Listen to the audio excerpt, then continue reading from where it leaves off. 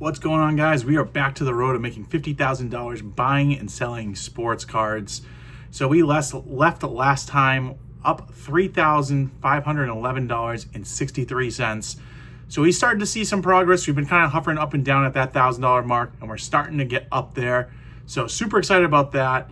We're starting to see a little bit of inventory, and I've actually kind of changed a lot of my business model. I started this year out wanting to buy and sell a lot of low-end stuff. So I had a ton of like $1 to $5 cards that, you know, once you're done with fees and everything, you might even net only like 13 cents.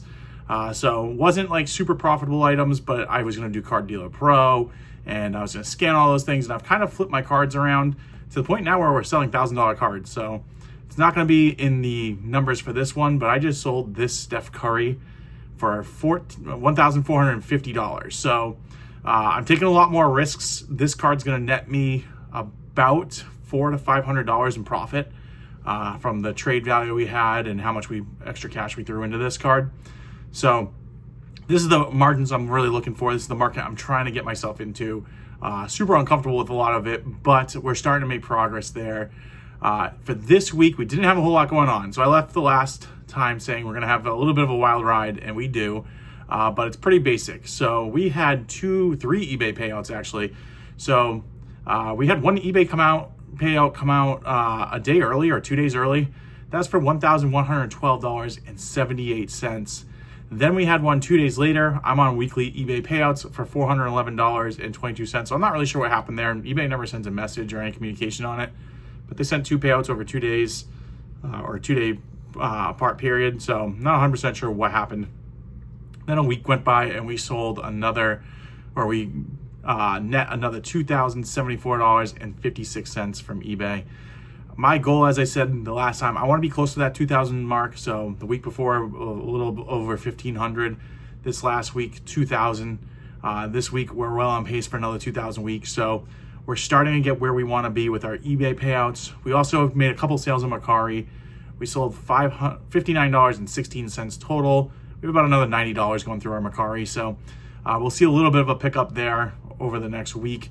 And we actually had one private sale. So I sold a Sean Taylor Gold rookie for $450.13 after fees. This because there's a private sale through PayPal. We got a lot less than the fees.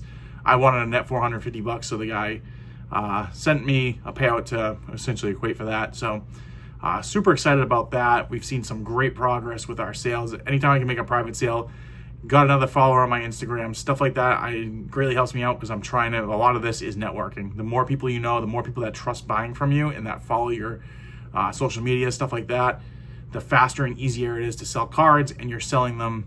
I'll give you a discount. I'll sell it at 90, 85% because that's what eBay's going to charge me anyways. If I can move that card super fast and don't have to worry about things. So very happy with that. And then this is where we run into our blunder here. So as I said the previous video, we went a little crazy with Topps Chrome. We bought 3 cases of Topps Chrome Jumbo. So 2 cases were to flip, and then we had 1 case where we were splitting the difference with a friend of mine. So you guys are gonna see that number right here. I don't have the exact number, but I'm gonna guess that's somewhere around the $8,000 mark. Of spent money. The one thing I'm kind of realizing is this year's Topps Chrome isn't the easiest to move. You've been watching a lot of videos on it. I see even some of the bigger breakers that are just saying, one person flat out said that they canceled their Topps Chrome breaks because they just don't see the value and they don't want to, have a bad experience with their customers with their breaks. So they canceled all their breaks with Topps Chrome, which to me is nuts for what is essentially a flagship product. To have someone feel that uncomfortable with the checklist kind of speaks volumes to where Topps Chrome is with this checklist. So a little unfortunate there. And recently Aaron Judge got hurt, which means Cal Riley has a chance of being your MVP. Your MVP buyback may not even be a base card, might not be a buyback opportunity. So it kind of seems like a little bit of a blunder this year. Ohtani's the number 1 for the NL, but if he were to get hurt, be Pete Crow Armstrong, and he doesn't have a card in the set either. So there's a lot of negatives working for Topps Chrome this year. A little bit unfortunate that I went heavy on buying it to flip. That's going to bring me negative in my profit challenge here. I'm not super worried about it, but I was hoping to have already moved these cards. They're just not selling for really a profit, and I'm getting to the point now where I'm going to lower the price and essentially look to sell it for a very marginal profit to breaking even, which would be kind of unfortunate to do. A little bit bigger of a risk, obviously looking for a bigger reward, but it's kind of a learning opportunity for me to do a little bit more research. I want to get into buying and selling wax, flipping wax. I mean, there's obviously the no-brainers for the sets that come out, but I'm still learning some of the other things and what to look for when I'm flipping some of these other sealed wax cases here in boxes. So I'm looking at it as a learning opportunity. If I lose a little bit of money, that would really stink, but it is what it is. I don't think I'll really lose much. I mean, it still is Topps Chrome. People want to rip it. You still have the set collectors. And we did open one case. I split it with my buddy, and we actually did pretty well. If you guys haven't seen it, go back and check it out. We got one card that we even sold for $528. Obviously, that's a nice come up there.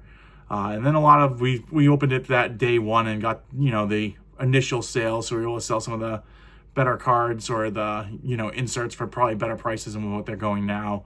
And opening another case now I would definitely probably hurt opening, but I had a lot of fun doing that with my friend. But yeah, so got a little bit of work to do here. I am going away this weekend. I don't really have any plans to hit up any card shops, or there's no card shows. Obviously, the National's happening right now.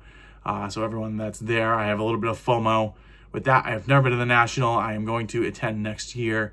Kind of talked to my wife a little bit about it, and that will be my goal. A little bit harder with two young kids, but we're going to try to figure out a way to maybe even plan a trip around there.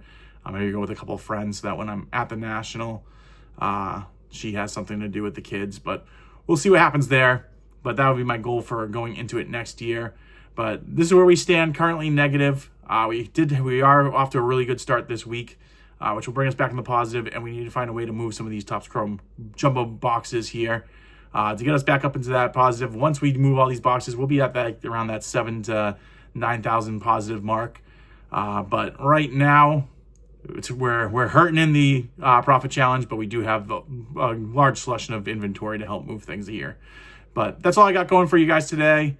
Hopefully next week will be a little bit better. I'm going to probably have to hit up a couple card shops because I need to get some new inventory. It's been a couple of weeks since I've really gotten anything crazy in. I'm also going to be looking to possibly buy some stuff online. So do a little browsing. I will show you guys my pickups in the next week's vlog here. But I appreciate you guys. If you made it this far, like, subscribe, comment, all that greatly helps me out. And I'll see you guys on the next one.